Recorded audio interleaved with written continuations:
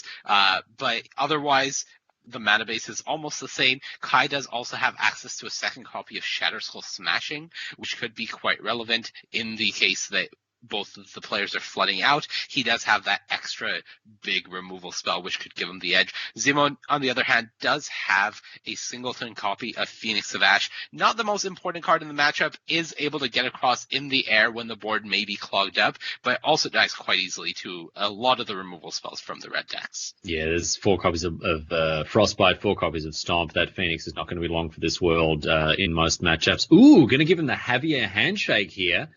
There's there's the Fervent Champion number 1 with a Fervent Champion number 2. That's a lot of damage on turn number 2 here for Zimon. It is a lot of damage. Fortunately for Kai, there is that Fireblade Charger to block and kill off a Fervent Champion, so not the biggest issue here for Zimon. Yes, indeed. Even using the Frostbite to remove the Charger will actually result in the death of one of the champions here. Usually turn 1 champion into turn 2 champion. So powerful, like attacking for 4 on turn number 2 here. Not going to be the way that works out this time around. Fireblade Charger can be a real pain in the bum.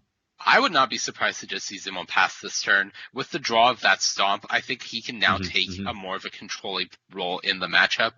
Fervent Champion can block either of those creatures, so he may actually essentially force Kai into attacking with just the Fireblade Charger, offering up that trade, and then using the Bone Crusher Giant to clean up.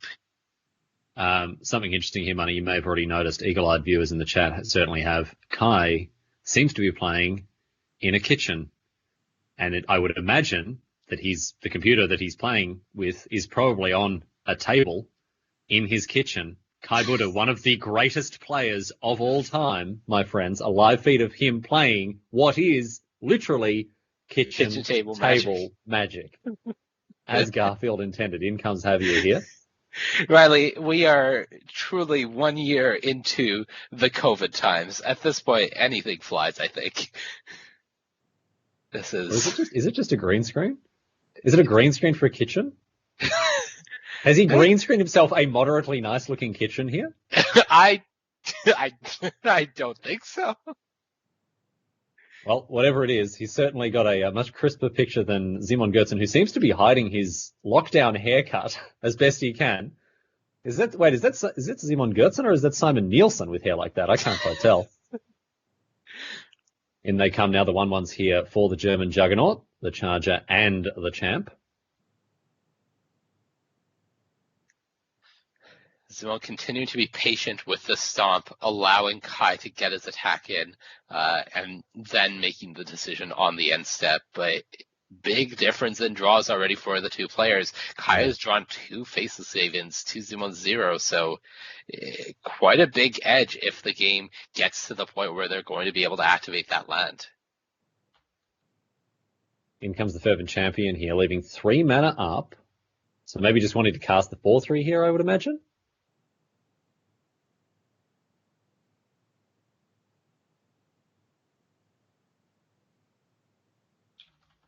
Down comes the Bone Crusher Giant. Board stable for Zimon. Kai, not the best draw. 2 copies of Evercleave, nothing to put him on.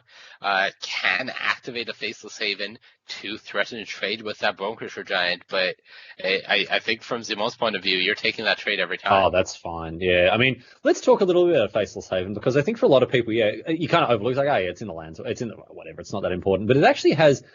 Look, I'm not going to say revolutionized, but it has completely changed at least the sum of the way, right, that these monocolor decks can test, especially the late game, because it can just sit there, doesn't die to sorcery speed removal, doesn't get eaten by sweepers, and can really tax the opponent's resources because you just get to play an extra threat for free. It's a very, very powerful payoff card, Money, and I think a lot of people are overlooking that. Yeah, I think when people were first looking at the Kaldheim spoilers, Faceless Haven didn't really stand out No. as a constructed all-star.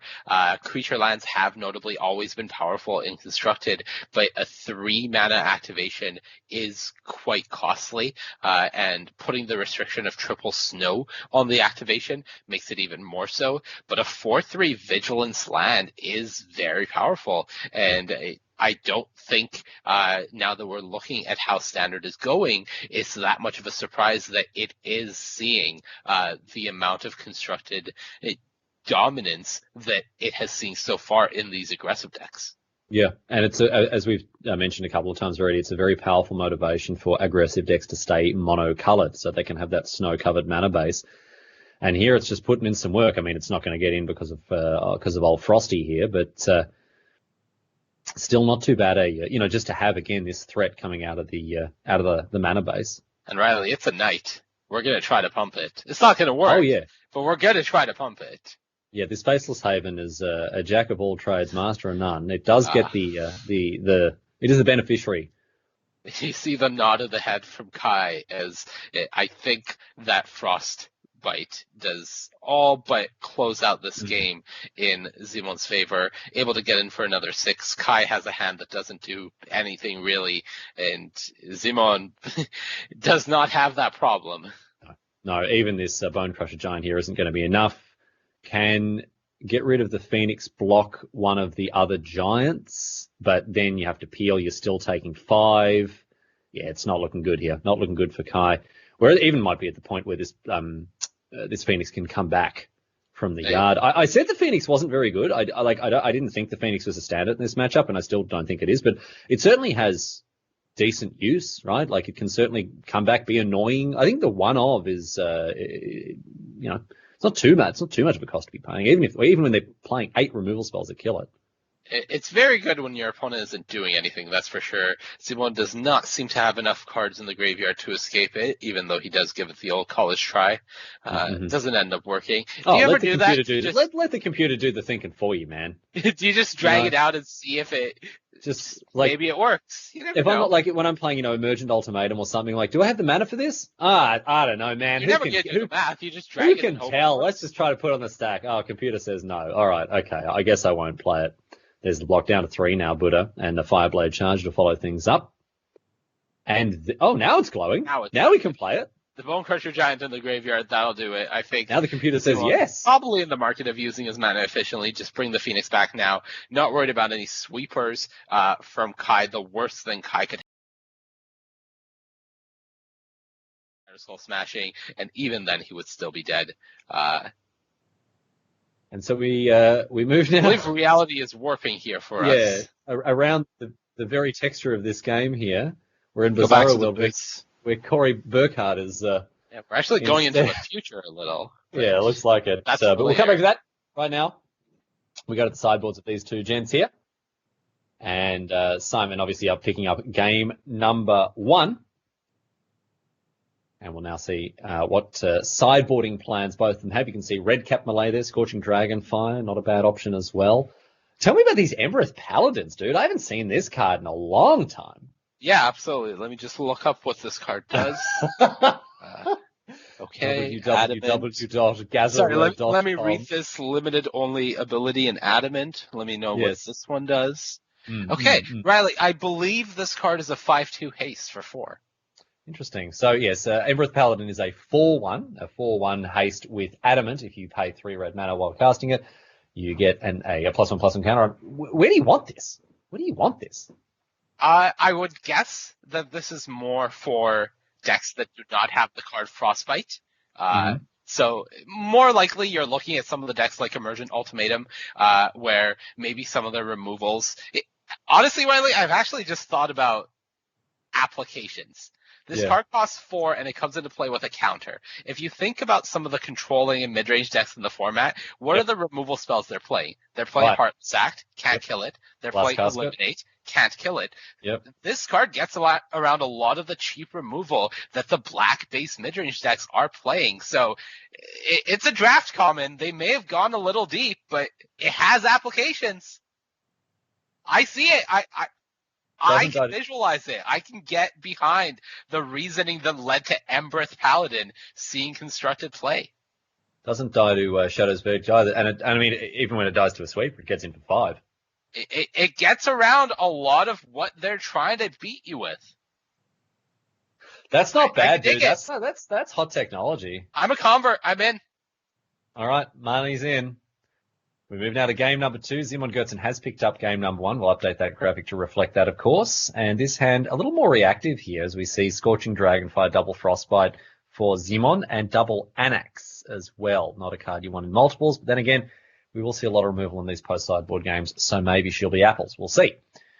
On the other hand, Kai Budde here has a nice aggressive draw with double Robber and an Anax and a Bony G. Here comes Anax for Simon. This is going to comfortably eat a red cap melee from Kai, but fortunately for Simon does have the backup. Kai's hand does not line up well. Let's just be honest here. Simon has the Scorching Dragonfire to exile Kai's Anax. Simon has the Frostbites for these Robber of the Riches. There's the 4th land, so can activate Faceless Haven as well now. This is not how the cards are supposed to line up here for Kai. This is not the type of game you want to see. Oh, in a vacuum, you look at that hand, you're like, yeah, great. Got some answers, got some threats, going to get some damage in. But Simon's happened to draw a hand that sort of hard counters it here. Scorching Dragonfire and the Anax is perfect. It exiles, of course, so you don't get any Satyrs. And this leaves up a Frostbite to deal with an opposing threat, presumably that Robber of the Rich. So decent stuff here. Torbran, I guess, could be the issue here. What's Simon's playing against a old Torbran here? Currently, it would be block with an Anax or try or double Frostbite. Found his own Torbran, so potentially might want to try to sit and go for a Torbran plus Frostbite, but would need a 4th red mana. So for the moment, Kai Torbran is safe on the battlefield.